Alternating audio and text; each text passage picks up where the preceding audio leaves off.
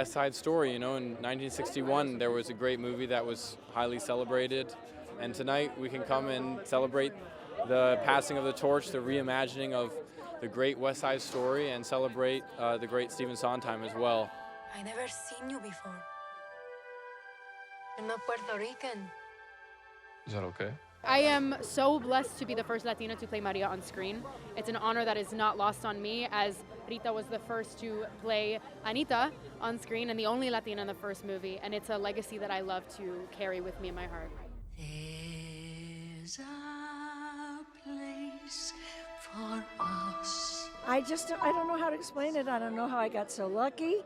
I know that I was Tony Kushner's idea for Valentina, and he was only thinking of me.